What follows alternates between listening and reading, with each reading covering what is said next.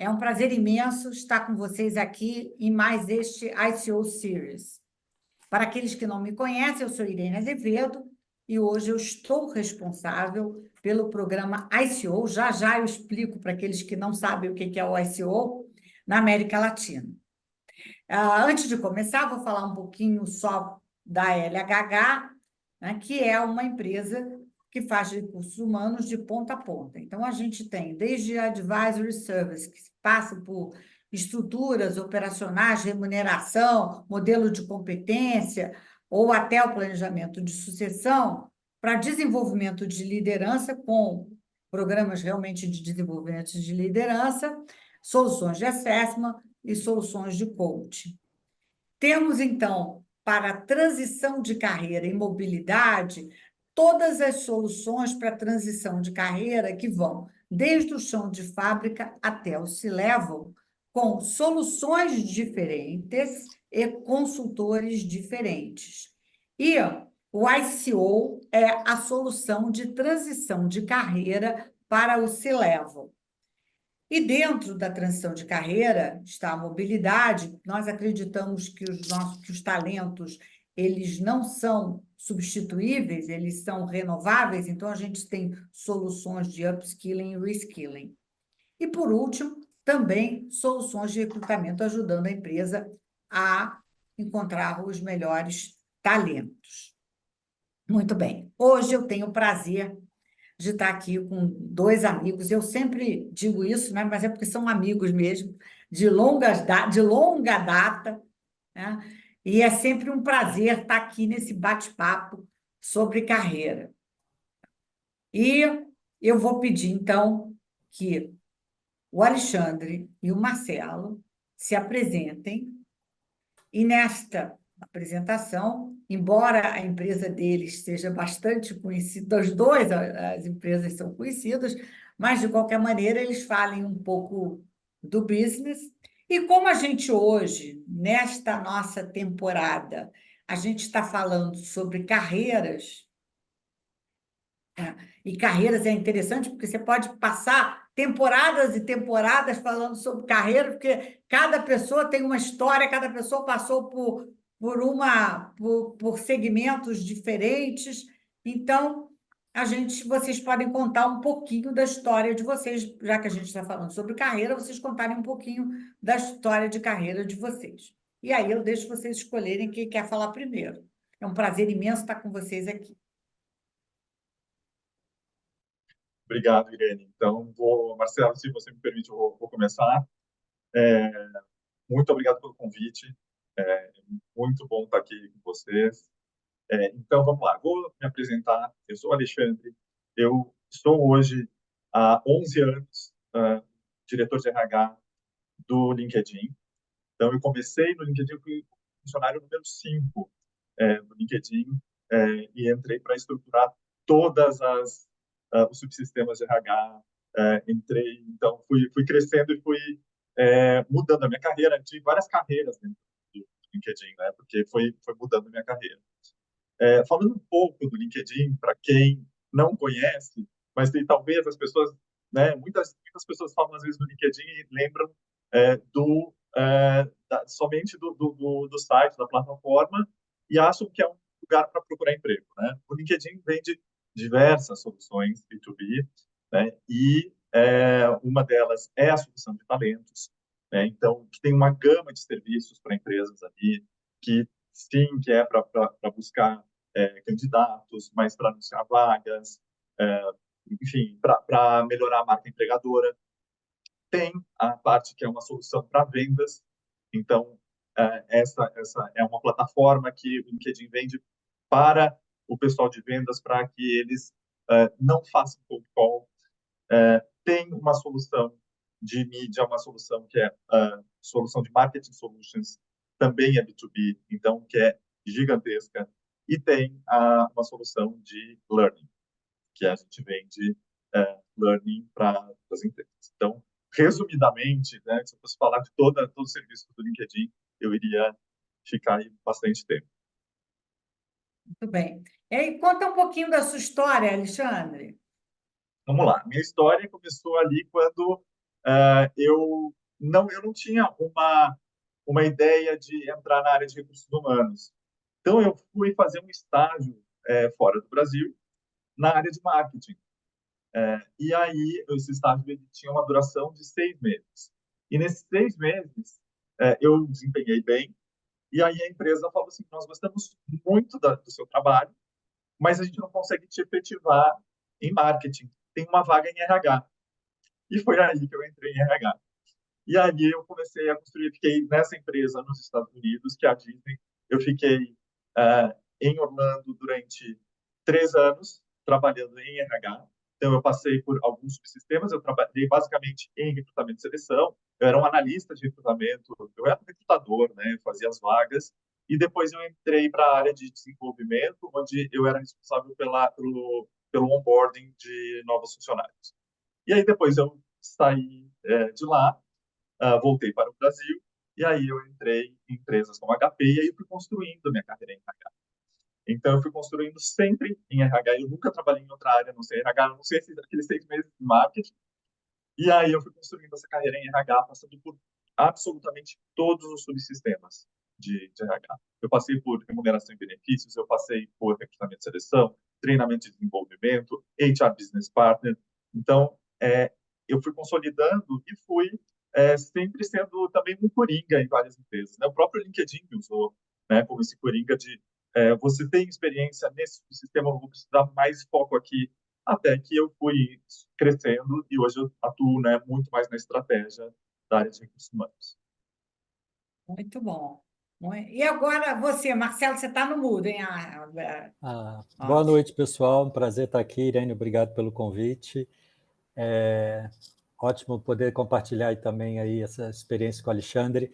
Interessante, acho que, Irene, você pegou dois perfis muito parecidos, né? Porque a minha carreira... bom, eu estou no Google, pessoal, eu estou no Google vai fazer 4 anos agora em março, entrei no início da pandemia, então vocês podem imaginar como é que não foi o onboarding remoto numa empresa nova por 2 anos. Antes eu tive uma passagem na SAP por 15 anos e antes da SAP 13 anos na Unisys. Então foi sempre tecnologia. E tanto na Unisys quanto na SAP, a Unisys me levou para os Estados Unidos e lá eu entrei para a SAP e a SAP me trouxe de volta para o Brasil. Então tive também essa experiência aí internacional nos Estados Unidos, fiquei 11 anos lá. E o mais interessante é que a minha formação é contábeis, né? E como eu estava trabalhando na área financeira e contábil dos nossos planos de pensão da Unisys, ficava debaixo de benefícios, né? E aí surgiu a oportunidade de gerenciar benefícios e foi minha primeira experiência com RH e dali eu nunca mais saí. Então tem bastante similaridade aí, né? Que a gente entrou por uma área e acabou... eu acho que são coisas que acontecem que deveriam acontecer, né? Não tem muita coincidência nisso, mas eu acho que foi um chamado quase, né? Eu acho que identificar esse skill, essa competência, e eu consegui criar, né, a minha carreira em RH e esqueci completamente tudo sobre contabilidade. Então, assim, quando a gente olha, né, para os dois, né, como é que esse início de carreira pôde influenciar para que vocês chegassem até aqui?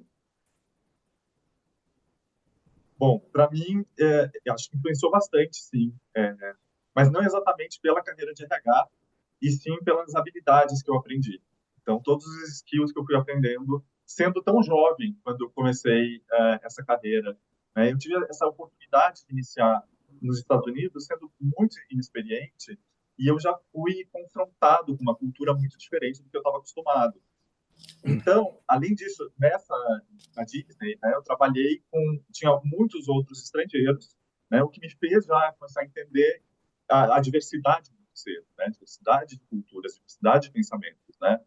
E o outro ponto que influenciou muito foi o estilo de trabalho, que eu achava bastante diferente do Brasil, né. Então, isso fez com que eu tivesse que interagir com executivos, e era assim, eu já era colocado para interagir com executivos que no Brasil não, era uma cultura que, naquele tempo, né, que uma pessoa tão júnior ainda não ia falar com um executivo. E isso me possibilitou ter uma postura executiva mais cedo, né? E, sem dúvida, o inglês foi uma das habilidades que eu consolidei e que foi muito importante para me trazer até onde eu estou hoje. E você, Marcelo? Você também teve o É, inglês na sua vida, né? isso, isso. Então, eu acho que também essa oportunidade de ter ido para os Estados Unidos no início de carreira, eu acho que foi fundamental. E eu sei que a gente vai falar um pouco aí do valor dessas experiências internacionais, mas, sem dúvida, foi algo que abriu para mim vários horizontes, além da língua também, a multiculturalidade, né? Eu fui para a Flórida, imagina, eu fui forçado a aprender espanhol, porque se falava muito espanhol também, e Aliás, na depois... Flórida, em Miami, você não fala inglês, você fala Exato, espanhol, até português você fala, mas não fala exato, inglês, né? É, exato. E se você chegar tentando falar algum inglês, eles já vão te responder em espanhol e se vira, né? Se isso você aí, não sabe. é isso aí. Mas, então, aí eu tive oportunidades de ter uma visão mais América Latina, né? Então isso também para mim foi muito importante e que futuramente, assim, sempre me ajudou como diferencial contra outros candidatos. Então, só para citar, depois de uns anos já na Unis nos Estados Unidos, eu estava na Filadélfia, morando lá, e surgiu essa oportunidade que eu apliquei na SAP, e eles queriam uma pessoa que falasse português e espanhol, baseado na Filadélfia, e quantos candidatos tinham? Só eu, né? Só você, lógico. Então, assim, eu acho que esse diferencial, e está no lugar também, né, que, por mim, eu continuaria na outra empresa, mas apareceu. Eu sempre fui curioso, eu sempre busquei olhar as oportunidades que o mercado disponibiliza. Então, acho que foi super importante essa vivência fora. Eu diria que ela marcou toda a minha carreira dali por diante. É interessante, porque todos os dois eu conheço há muitos anos. Alexandre, conheço desde que ele era, na época, era Capgemini, né? Era o final de CPM Praxis, Capgemini. E eu, Marcelo, conheço da SAP desde muito tempo. Então, isso é muito interessante ver a carreira das pessoas se transformando, né? Mas muito bem, a gente falou em habilidades, principalmente o Alexandre, acho que tocou nisso, dos skills. O que vocês acham dessa nova modalidade? Quer dizer, não é tão nova, porque antigamente se falava em entrevistar por competência, mas hoje tá mais, eu diria, mais borbulhante, né? Você ser admitido pelos skills e muito menos pela experiência. Vocês são duas pessoas de RH, é interessante ver o ponto de vista de vocês. Olha, eu acho esse assunto eu acho que ele é um pouco polêmico, porque o mercado ele vem passando por uma transformação muito grande, né? E é, muito, como você falou, valorizando muito as habilidades em detrimento de experiências de trabalho mais tradicionais. Eu acho que isso é uma tendência que vai mostrar uma adaptação das necessidades do nosso mundo, da tecnologia, inteligência artificial, né? E a evolução nesse ritmo acelerado. Agora, eu acho que tudo tem dois lados, né? Tem prós e contras, né? Só para já ir, para não dar spoiler e já ir, assim, quer dizer, dando spoiler, indo para a minha resposta final, eu acho que tem que ter uma combinação de skills com experiência. Acho que a gente não pode negligenciar uma experiência toda, né? Mas eu acho que sim, os skills são muito importantes. Às vezes até mais valiosos, né, que a experiência, porque de nada adianta também você ter um monte de experiência, porque, né, digamos, eu passei por todas as empresas que eu passei, mas eu não aprendi muito, ou não me desenvolvi, não tive o upskilling, não tive o reskilling, eu vou ficar para trás. Mas eu acho que tem muitas vantagens da gente falar sobre skills, né? Então, acho que a flexibilidade, porque eu acho que carreiras que estão mais baseadas em habilidades, elas vão oferecer aos profissionais mais flexibilidade para que elas possam transitar em diferentes indústrias, em diferentes papéis, em diferentes cargos, né? Uma vez que o foco vai estar no que eles podem trazer e não só pelo que eles fizeram no passado, né? Isso também acho que uma outra vantagem de skills é a inclusão, né? Promover mais inclusão no mercado de trabalho, vai abrir mais oportunidades para as pessoas que não puderam ter trajetórias tradicionais, né? Mas que se desenvolveram e desenvolveram skills de outras formas, né? O desenvolvimento contínuo é outra vantagem, né? Vai fazer com que os profissionais que a gente tem no mercado continuem se desenvolvendo mais em outras habilidades, que se mantenham mais atualizados, porque vão saber que eles têm chance de ir para, né, abre, né, o leque de chances que eles vão ter. E talvez, assim, se a gente pensar numa desvantagem, que eu falei que é polêmico, é a desvalorização da experiência, né? Eu acho que a gente entrar nesse risco de desvalorizar a experiência, que traz também bons insights, né, no entendimento do contexto, né, que só podem ser adquiridos ao longo do tempo. Então, a gente não pode também simplesmente negar que existe a experiência. Mas, para mim, eu acho que é importante. Eu acho que os skills realmente vieram para, né, mudar um pouco a forma como os recrutadores também pensam e como os gestores pensam na contratação de profissionais. Uhum. Bom, eu concordo com o Alexandre, eu acho que as duas coisas são importantes e adiciono também a formação, né? Porque existem, né, principalmente nessa área de tecnologia, desenvolvimento de software, existem muitos autodidatas que têm um espaço bem grande no mercado, mas a formação acadêmica também é super importante, né? E em relação a skills, eu acho que ele é muito mais... o que eu quero dizer é assim, a pessoa precisa ter cuidado com a obsolescência, né? E eu vou dar 2 exemplos. Então, um deles, hoje, um vendedor de software ou de alguma tecnologia não é o mesmo perfil que tinha há 15, 20 anos atrás. Hoje é uma venda de valor. Hoje é você demonstrar para o cliente como aquela tecnologia vai alavancar os negócios. Então, você tem que ter um conhecimento muito mais abrangente. Então, é uma evolução de skills para a área de vendas, principalmente na área de vendas de tecnologia. Outra evolução muito importante, gerenciar pessoas, né? Quem nunca ouviu falar de command and control para a gerência por influência? Então, o skill não é que é algo que você aprende e pronto, ele também tem que evoluir de acordo com a experiência que você está tendo, né? E você tem que acompanhar essa evolução, senão você fica obsoleto e fica irrelevante para as empresas. Então, eu acho que a experiência é importante, os skills, que você tem que acompanhar a evolução de qualquer área, da nossa área de RH principalmente, e também a formação acadêmica super importante. A formação acadêmica, eu acho que é super importante, eu sei, mas a gente tem que ver o contexto. Assim, não necessariamente se precisa ter uma formação numa faculdade de primeira linha, porque às vezes uma pessoa que teve uma vida muito dura não conseguiu passar por uma faculdade de primeira linha, ela tem o seu valor, né? E ela foi Sem estudar, dúvida. foi aprender. Então, eu concordo com você, porque dentro de olhar a formação está a determinação de uma pessoa em querer aprender, entendeu? Uhum. Que isso é importante, né? O querer aprender.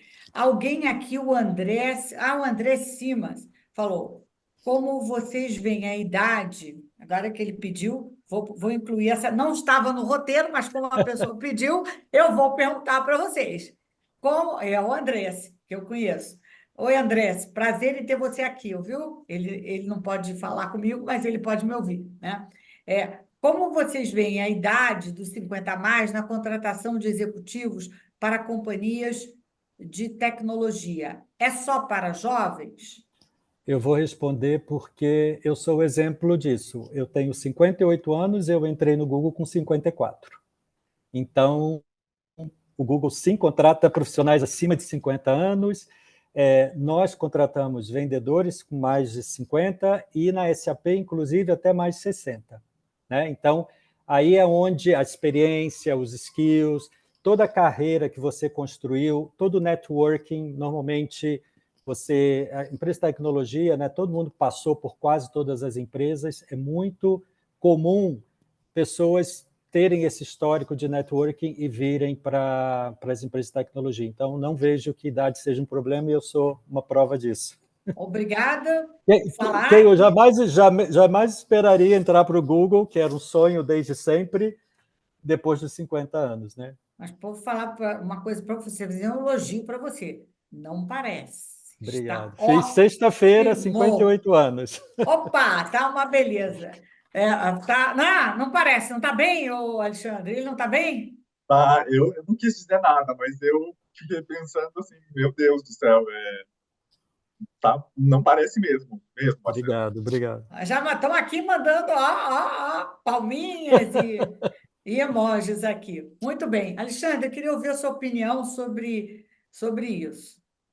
Então, Irene Andrés, eu acho que eu, né, também estou chegando lá e espero que, né, se eu não ficar no LinkedIn por mais tempo, que outras empresas me contratem, né? E eu acredito que sim, que o mercado está começando, Andrés. Eu acho que tem empresas mais disruptivas que não prestam atenção nisso. O LinkedIn também é um exemplo disso, né? Da gente contratar pessoas acima de 50. E também tem que pensar uma coisa: às vezes a gente acha que uma pessoa com mais de 50 anos precisa necessariamente ser um diretor, um gestor de pessoas. A gente contratou pessoas que são cargos de individual contributor, ou seja, eles não têm ninguém abaixo, com mais de 50 anos. Porque eles trilharam a carreira assim. Né? E aí você pensa assim, os colegas têm 25, têm 28, têm 30, tudo bem. Eu acho que a gente tem que tirar isso de já passou da idade, ou agora só tem idade para ser diretor, ou não, tem idade para tudo. Então, eu vejo assim, o mercado tem que mudar ainda, não mudou. Mas empresas como o Google, como o Marcelo falou, né, empresas como o LinkedIn, e tem outras empresas que contratam. Mas eu acho que tem que ser uma coisa mais natural ainda, não tá ali, não chegou ali onde a gente gostaria que estivesse. Eu Eu vou posso. adicionar uma coisa também que eu observo bastante. É a questão de uma pessoa mais velha que está subordinada a uma pessoa mais nova. Já tivemos casos onde a pessoa não achava que o líder não tinha experiência, não trazia a bagagem que ela tinha, e eu acho que isso é um erro, né? E eu acho que eu vejo muito menos hoje em dia a questão também, isso do Google é totalmente inaceitável quando você selecionar um profissional para um projeto baseado em idade. Não, essa pessoa é mais devagar, ou ela demora mais, ou ela é muito mais metódica. Qualquer coisa dessa natureza no Google, isso é totalmente inaceitável. Então, eu acho que ambos têm que, tanto a pessoa mais nova liderando o mais velho, ele tem que saber que aquela pessoa traz um conhecimento, traz uma bagagem, e eu digo sempre, o bom líder, o bom gestor é aquele que se cerca de pessoas tão boas ou melhores que ele, e o profissional que vai ter um líder de uma geração mais nova, diferente da dele, também entender que ele está ali para contribuir, mas que vai ser exigido dele que um líder novo, com uma mentalidade distinta, puxe certas barreiras que ele precisa também entender que ele vai ter que quebrar. Né? Ótimo. Muito bom, eu aí dou um depoimento, quer dizer, eu tenho 73 e ainda estou tomando conta de uma unidade de negócio. Então, já tem empresas que a idade, isso já não é mais um tabu, né? E desde que você tem as competências necessárias. Mandaram um coraçãozinho, agradeço aqui o coraçãozinho que mandaram para mim. Que bom. Bom, Ô, agora Irene, tem uma. só uma coisa. Tem gente que coloca a idade no currículo e data de nascimento. Não façam isso. Não faz Não isso, porque não façam, é para fazer. É verdade. Não é para fazer. Inclusive, existe o tal do recrutamento às cegas, né? Onde você Tá? não sabe nem o gênero da pessoa, né? Uhum. Então, e eu acho que tem que ser assim, porque você tem que ser contratada pelo aquilo que você, ou pela experiência, pelo skill, por tudo, né? Mas muito nada a ver com a idade, né? E nem com o sexo, né? Inclusive, às vezes, a gente tira até a formação, a universidade, para que não haja bias em relação É, às universidades é isso tops. aí. É isso aí. Muito bom. Aí, eu sei que vocês falaram que a empresa de vocês não tem isso, mas a Laila fez uma pergunta aqui, é, que ela gostaria se vocês têm feito alguma coisa para incluir maior diversidade na empresa de vocês? Existem, eu acho que, Marcelo, não sei, Marcelo, estou sempre respondendo antes, Tudo bem, desculpa, fica tranquilo. mas a próxima pergunta você vai responder antes de mim, tá? É, então, sim, eu acho que nós temos sim, porque todas as empresas, né, hoje em dia têm áreas de diversidade e tem os grupos, né, a gente chama de Employee Resource Group, que são os grupos de afinidade. E esses grupos são muito ativos e com o patrocínio, né, tem um patrocínio de um executivo da empresa. Então, a gente coloca assim, metas de diversidade. É, a gente já é inaceitável para o LinkedIn que a gente não faça um recrutamento onde tenha candidatos diversos. Né? A gente não necessariamente vai contratar só pela diversidade, né? Mas a gente vai ter candidatos diversos. Então, sim, acho que tem muitas ações de diversidade que a gente faz tanto interna, né, para conscientizar os nossos funcionários, como para o mercado também, e para falar para o mercado, estamos contratando de diversidade, vocês são bem-vindos aqui. A gente não pode também, eu acho que isso é o mais importante, mostrar que o LinkedIn é um lugar para todos, né, ou a empresa, né, seja qual for, é um lugar para todos, mas isso tem que estar refletido na cultura da empresa. Tá bom, Exato. ótimo. Aqui tem só um adendo sobre esse tema do João Guilherme, falando que o etarismo é um tema que atinge a todos, até menores minorias. É verdade. Infelizmente, Uhum. hoje assistimos a eventos em que elimina a possibilidade para as pessoas a partir de determinada idade. Então, depende, vai acontecer. Eu acho que está mudando, foi o que vocês falaram, né?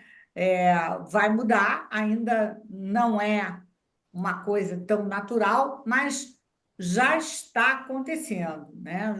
E até porque todo mundo vai ter que rever, porque a nossa expectativa de viver mais é maior, né? Uhum. Então tá todo mundo aí, todo mundo vai ficar no mercado de trabalho, porque vai todo mundo envelhecendo e com saúde. Muito bem. É, vamos ver aqui, a, a Estela tinha colocado uma, mas ela acho que ela tirou, né? Porque ela tinha colocado sobre colocar a data da informação. Está aqui. Qual é a sugestão de vocês para colocar a data da formação no CV? É importante colocar essa data na formação de CV? Eu diria que se eu preciso omitir informações, ou se aquilo vai ser relevante para a empresa, talvez eu não queira trabalhar nessa empresa. Entende? Então, assim, eu acho importante ter, porque é uma referência, né, que as empresas têm, há quanto tempo foi sua formação, quanto você continuou, né, fazendo cursos pós-graduação, de cursos técnicos, como você investiu na sua carreira a partir da sua formação. Eu acho importante colocar. Se não tiver, não acho que seja um problema para não seguir adiante, tá? Mas eu acho que o mais importante é que as pessoas busquem empresas que tenham na sua cultura, no seu DNA, esse tipo de coisa, diversidade, inclusão, que sejam intencionais sobre essa diversidade.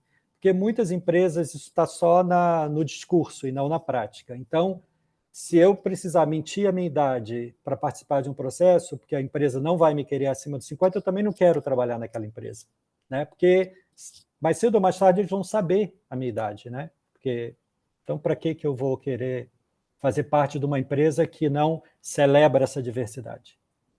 Aliás, no mundo atual, cada vez mais eu preciso estar escolhendo a empresa que tem consonância com meus valores, porque senão eu não Exatamente. aguento a pressão do dia a dia.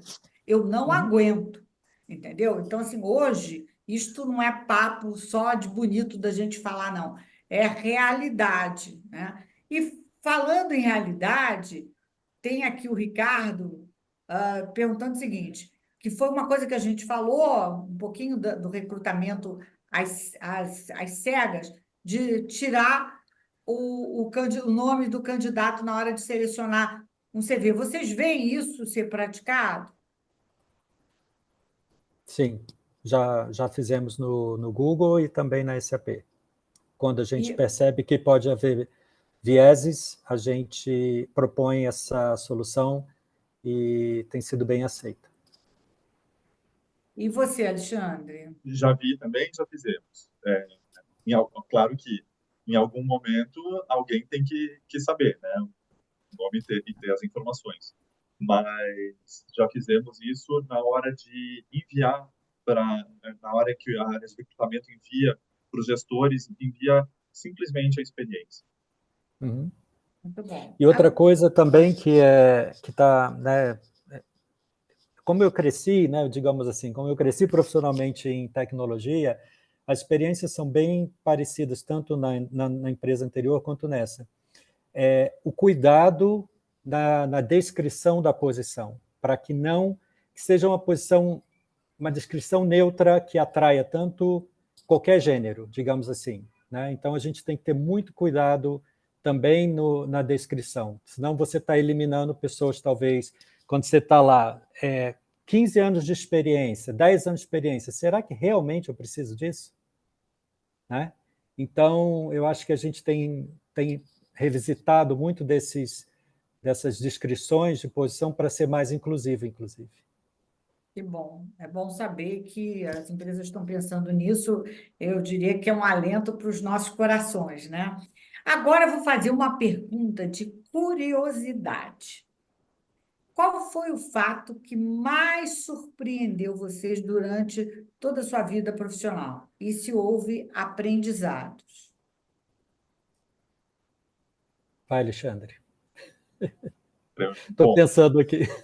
então, o meu, para mim, assim, eu fico pensando é, que se eu for pensar, não é um fato, não sei se é um fato isolado, mas assim, uma das coisas que foi mais marcante assim, para eu entender a minha carreira é a dinâmica entre o controle individual, o meu controle, que eu quero, e os objetivos corporativos mais amplos, né? E aí, para dizer isso, assim, eu percebi que, em muitos casos, a minha capacidade de influenciar decisões de grande escala, às vezes era limitada, é limitada, né? Então, as organizações que são mais complexas, com muitas ações, incluindo assim uma busca constante por lucratividade, né, sustentabilidade, né, eu acho que essa compreensão de eu saber a importância de focar no que eu posso controlar mudou a minha atitude de aprender, a minha capacidade de me adaptar e de contribuir onde mais importasse. Porque quando eu percebi, eu não sou, a decisão não está em mim, eu não sou eu que controlo essa decisão, né? Mas eu posso me adaptar a isso e eu posso contribuir nesse objetivo maior. Né? Então, em vez de ver isso como uma limitação de não poder controlar tudo, eu passei a enxergar mais como uma libertação, uma oportunidade de cultivar a excelência no meu trabalho e contribuir para que os objetivos da equipe fossem alcançados de uma maneira mais significativa, né? E ao mesmo tempo eu tive, né, um crescimento pessoal dentro desses parâmetros estabelecidos. Muito bom. Eu vou pedir a vocês que estão nos assistindo que as perguntas sejam colocadas no chat. Eu vi aqui que no Q&A tem uma pergunta da Eliane. Vou responder, mas, por favor, quando vocês quiserem, ponham no chat. Durante a apresentação, o Marcelo falou que sempre olhou as oportunidades que o mercado disponibiliza. Qual a importância de fazer isso, mesmo quando você está bem na posição que está? Ela termina. Fiquei curiosa. Então, eu diria o seguinte: quando todo mundo passa por altos e baixos nas empresas, né? E a maior bobagem que uma pessoa pode fazer é, num desses momentos, olhar o mercado e mudar de empresa achando que tudo vai ser perfeito, que a grama do vizinho é sempre mais verde. Então, eu acho que você tem que traçar parâmetros de carreira. Apesar de eu ter ficado muitos anos em 2 empresas, a cada 2, 3 anos eu estava numa função completamente diferente. Eu não conseguiria fazer 10 anos a mesma coisa, entende? Isso iria acabar comigo. Então, eu sempre trabalhei, dei o melhor, que eu acho que todo mundo, eu sempre falo isso, todo mundo acorda de manhã para dar o seu melhor, mas teve momentos da minha carreira que eu falei assim, se eu ficar estagnado, qual é o meu próximo passo? E é quando eu começava a olhar, né? E você também, em várias ocasiões, né, de eu participar de processos, eu entender que o mercado não estava favorável para uma mudança naquele momento. E era melhor eu continuar onde eu estava. Então, é sempre esse olhar é traçar na sua cabeça assim, eu quero estar nessa posição 2, 3 anos, e não pensar só em promoção. Cada vez mais está difícil esse encarreiramento acelerado, né, que as pessoas esperam. Eu acho que olhar horizontalmente também dentro da sua empresa, que outras oportunidades eu posso trabalhar aqui dentro dessa empresa que vai me abrir outras frentes de oportunidades. Então, o Google oferece um projeto 20%, ou seja, você pode trabalhar num projeto, numa área completamente diferente da sua. Temos também um programa chamado Band, você pode passar 6 meses trabalhando numa função também completamente diferente, muitas vezes é remota, outras vezes você tem oportunidade, inclusive, de ir. Então, assim, agarra essas oportunidades e não me entenda que é sempre estar olhando o mercado para sair mudando, não, planeje esses movimentos também. Muitas vezes você está numa posição que dentro daquela empresa você atingiu o limite. Então não adianta esperar uma promoção dali que não vai acontecer. Então ou você muda dentro da empresa, ou você muda de país, ou você muda de empresa. Só não fique estagnado por 6 anos para falar, poxa, eu perdi tempo aqui. Eu estou aqui há 6 anos fazendo a mesma coisa e nunca vou ser promovido. Então é para evitar esse tipo de situação. Ótimo. Alexandre. Então, no meu ponto de vista, eu acho que a gente precisa. Eu concordo com tudo que o Marcelo falou, né? E eu sempre penso no como eu posso me desenvolver, né? E o que tem ali para mim. Eu acho que a gente tem que ter um pouco do pensamento egoísta, né? De pensar na minha própria carreira. O que eu posso fazer para que eu possa crescer ali dentro? E se eu não tiver, se eu bati no teto, como a gente diz, né? Eu tenho que reconhecer, né? Que é hora. Eu já tive conversas. Eu tive um exemplo de um funcionário que numa das empresas que eu trabalhei que disse que adorava o trabalhar na empresa, mas que ele se sentia preparado para um próximo passo, um próximo nível. E esse próximo nível não ia acontecer. E ele tinha, eu perguntei para ele se ele tinha consciência disso, de que se falaram isso para ele, né? Porque ele falou que não tinha. E ele falou assim, me falaram que eu não tenho os skills necessários para assumir esse próximo nível aqui. E o que você está fazendo para se desenvolver e assumir? E aí ele tinha uma opção, continuar ali, no mesmo lugar, sabendo que ele ia demorar para ele se desenvolver, ou ele poderia buscar no mercado. E ele teve ele fez uma escolha, ele buscou no mercado, e ele foi, e ele reconheceu que quando ele chegou lá, ele não estava preparado para aquela posição. Mas foi bom para ele aprender. Então, acho que as pessoas precisam também passar por situações que elas têm que entender, às vezes, né? Se estão dizendo que não tinha o skill, talvez uma pessoa mais experiente falou isso para ele, ele não acreditou, e foi para uma outra empresa, pagou para ver e não deu certo, né? Mas eu acho que as pessoas precisam aprender e trilhar seu próprio caminho, e se desenvolver de alguma forma, nem que seja, às vezes, né, como a gente diz aí no popular, quebrando a cara. Eu digo o seguinte, a gente só deve mudar de emprego quando a gente não tem mais nada a aprender.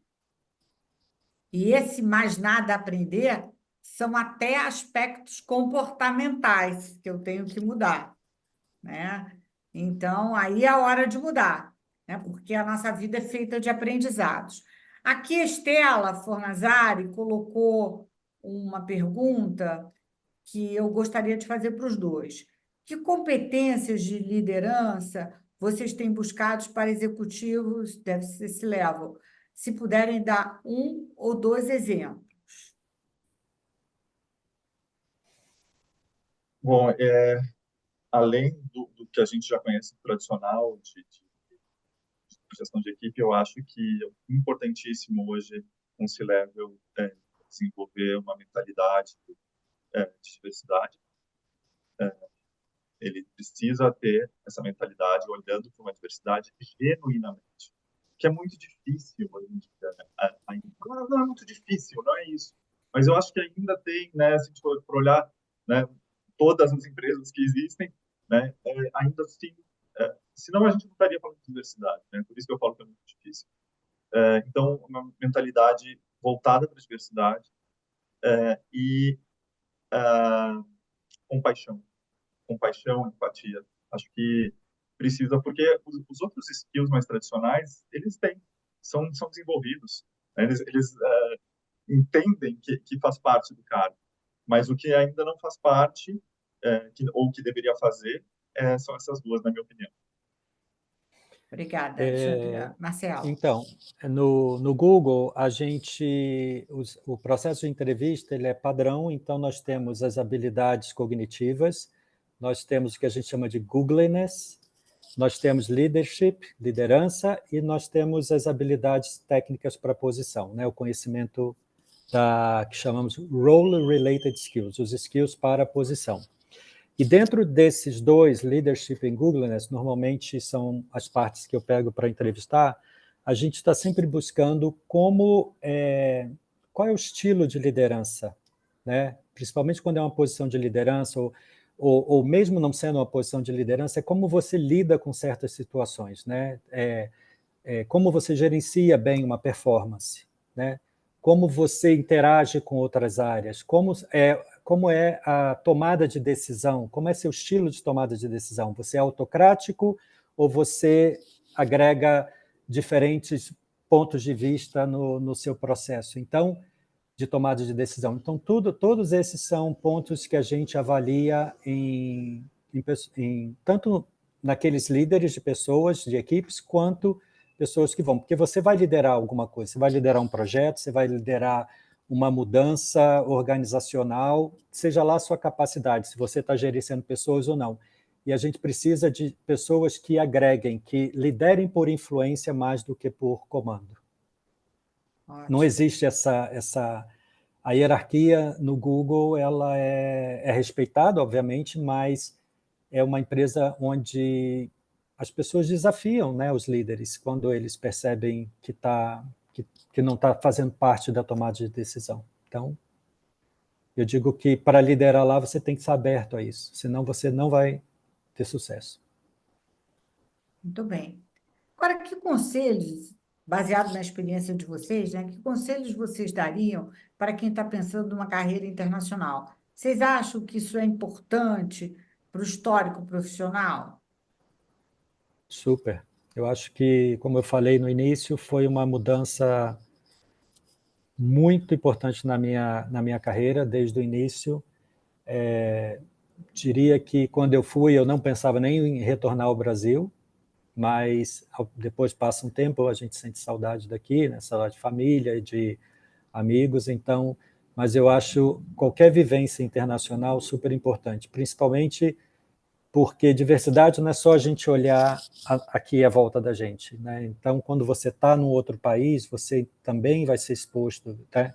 Eu fui trabalhar com um indiano a primeira vez quando eu morava na Filadélfia, né? E aí, ali eu tinha indiano, polonês, sul-africano, então, diversidade multiplicado aí por 1000 que eu não teria continuando aqui no Brasil. Então, acho que isso me ajudou bastante.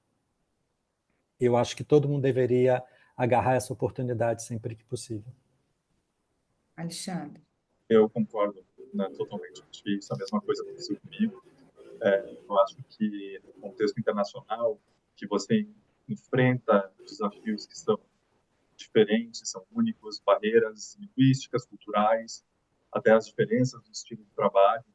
Eu acho que essa capacidade também, você vai aprender, ter uma capacidade de se adaptar, aprender rapidamente, né, abraçar essa diversidade que a gente está falando. Isso não vai só facilitar a transição, mas também vai aumentar o valor profissional, né, da pessoa. E eu acho que, então, quem busca construir uma carreira internacional, eu acho que tem que começar a desenvolver uma mentalidade global, né? Isso pode ser feito pelo, né, aprendizado de novos idiomas, exposição, né, diferentes culturas, enfim. Mas eu acho que precisa ter essa experiência, acho que ela é inestimável.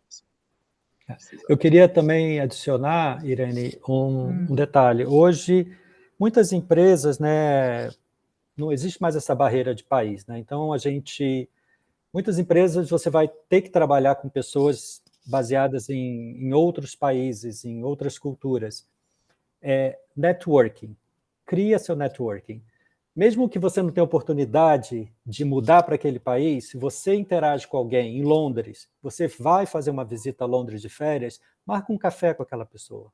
Cria networking. Isso é super importante para a carreira, para você manter essa sua empregabilidade, porque essa pessoa amanhã pode estar numa outra empresa que precisa de alguém do Brasil e vai lembrar de você, que vocês tomaram um café, vocês conversaram, vocês falaram de carreira, entende? Então, networking é tudo. E independente de você ter ou não a oportunidade, se você falar com pessoas em outros países, criem essa relação, esse laço. É muito importante. Muito bem. Então, como a gente está falando um pouquinho de carreira, o que que vocês acham dessa mudança de emprego? Pessoas que mudam. Que mudam. Então, Mudam bastante. bom, eu acho que na questão de mudar de empresa para construir uma carreira, né, eu acho que a resposta está no equilíbrio, eu acho que é clareza dos objetivos de cada um. Acho que isso é uma coisa muito individual, né? Mudar de empresa, ela vai trazer muitos benefícios também, né? Incluindo a exposição em diferentes culturas corporativas. Você pode ter práticas de trabalho diferentes, áreas diferentes, indústrias diferentes. Isso enriquece a experiência profissional. Acho que é importante, vai aumentar, acho que pode desenvolver criatividade, capacidade de adaptação, que são qualidades que a gente busca, né, no ambiente de trabalho. Né? Por outro lado, também tem um valor em crescer e se desenvolver dentro de uma outra organização. Né? Acho que o conhecimento específico da empresa pode levar a oportunidades de lideranças maiores, tá? Permitir um impacto mais duradouro nas estratégias, né, da organização. mas eu não vejo, eu acho, eu não sei se a pergunta tem a ver com o que a gente acha de pessoas que pulam muito de emprego, ou Mas isso também pode ser abordado. Pode Eu falar. ia falar, eu ia complementar com isso, mas vai lá, Alexandre. mas a minha visão é que isso é uma coisa, tem tantos, vou dizer, vou dar meu exemplo, tá? Eu sempre fiquei uma média de 5 anos em cada empresa e agora eu estou há 11. Quando eu ficava há 5 anos, eu chegava a ouvir lá atrás que eu pulava muito de emprego e que eu era uma pessoa instável. O que acho que o mercado mudou e não está mais vindo dessa forma, né? Porque as pessoas estão buscando, estão entendendo que elas precisam buscar suas oportunidades de outras formas e estão fazendo isso, estão trocando de emprego mais rapidamente.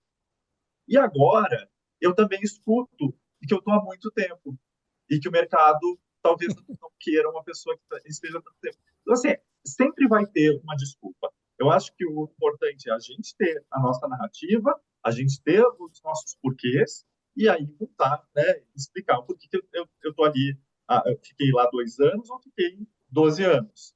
Então, acho que tudo vai ter prós e contras. Acho que o mercado não está mais olhando isso como olhava antigamente, que eu não acho 5 anos pouco, que era o que eu ficava, mas o mercado já achava.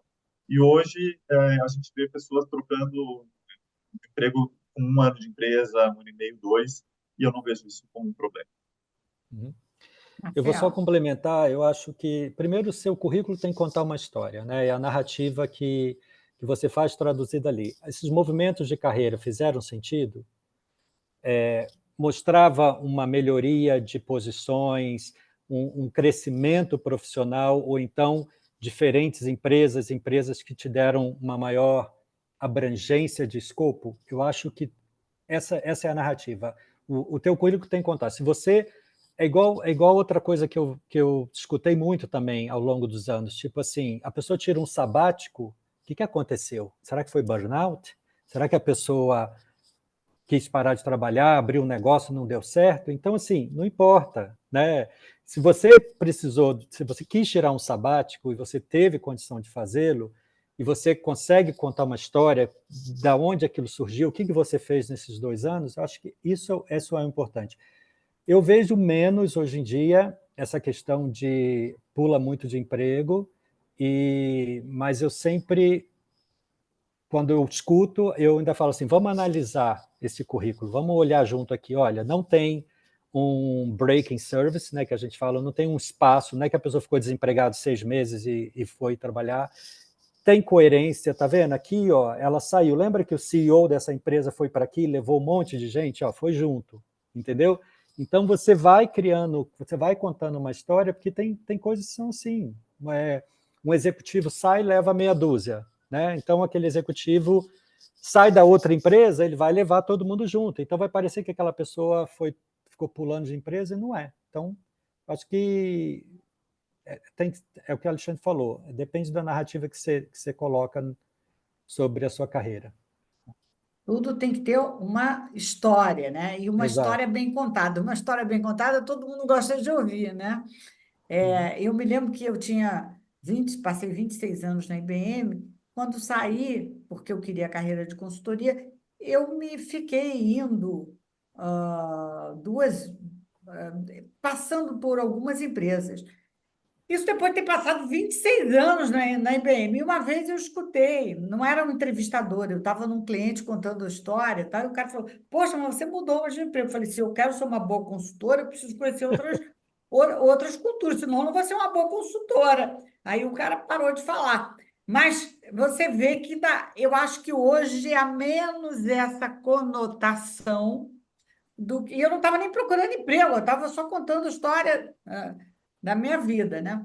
Então, eu acho que é Mas interessante, né? principalmente, Irene, porque se você olha as pessoas que estão em staffing, elas passaram 2 anos na Microsoft, 2 anos na Oracle, agora está na SAP, entende? Elas também estão fazendo esse movimento, então elas já não acham isso tão, né, problemático como era antigamente. Né? Verdade. Porque quando eu entrei na minha carreira, assim, as pessoas, naquela época, estavam aposentando com mais de 40 anos na mesma empresa. Eu falei assim, eu vou dar um tiro na cabeça se eu tiver que ficar aqui 40 anos. Quando eu entrei, eu já sabia que eu não queria ficar 40 anos na empresa, mas eu também não queria ficar... Naquela época era mais difícil, né? Você não tinha LinkedIn, não tinha internet, então era mais difícil você também se recolocar, né? Muito bom, gente. A gente está chegando ao final, passa rapidíssimo, né? Então, eu queria deixar esses minutos finais para que vocês deem algum conselho para as pessoas que estão aqui nos ouvindo, né? Primeiro eu queria agradecer a todo mundo que nos ouviu, agradecer você, Irene, Marcelo, pela parceria. E eu acho que o conselho é a gente não...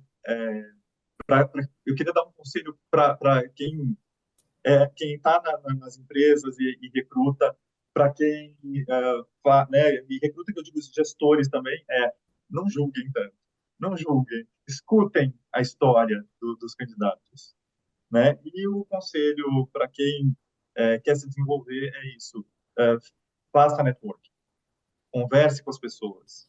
Eu acho que isso é o mais importante. Networking é muito valioso. Mas escolha, não é sair dando tiro para todo lado quero falar com todo mundo. Escolha pessoas, né, de áreas de interesse que você tenha, pessoas que você acredita que possa te ajudar, que possa te fazer crescer.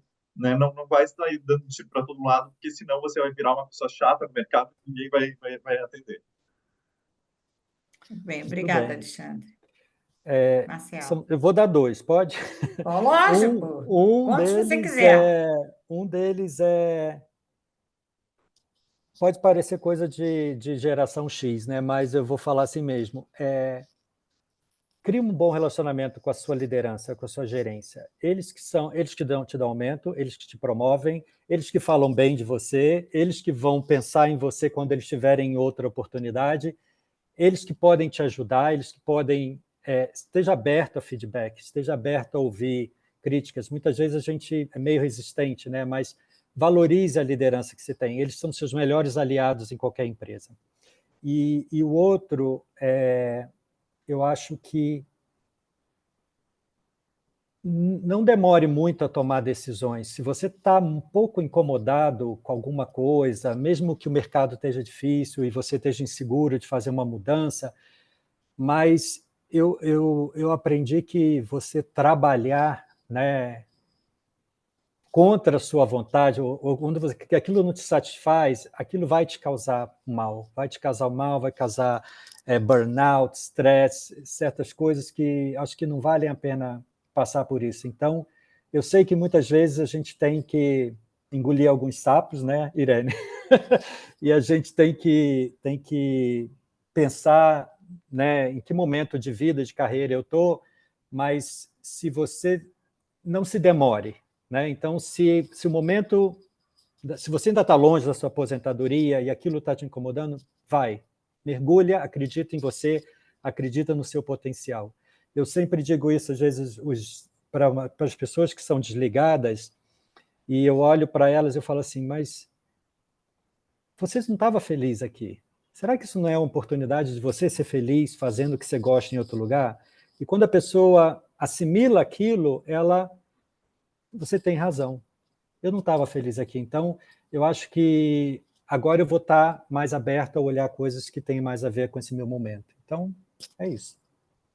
Muito obrigada, Alexandre e a Marcelo. Foi maravilhoso esse bate-papo. E eu, então, sempre dou um último conselho. Na verdade, se falou de networking aqui, e eu digo o seguinte, gente, network é uma rua de mão dupla. Então, se a gente dá generosidade, a gente recebe generosidade. Então, estejam também sempre abertos, né, para falar com o outro, porque você vai receber isso de troca. A vida é muito sábia com isso. Um beijo a todos, foi um prazer imenso ter estado aqui com vocês. Muito obrigado a vocês que participaram dessa live, bastante fazendo perguntas e soltando coraçõezinhos. Eu agradeço demais, espero ver vocês no próximo mês. Um beijo a todos e muitas felicidades para todos, tá? Beijo a todos, tchau. Obrigada, obrigada.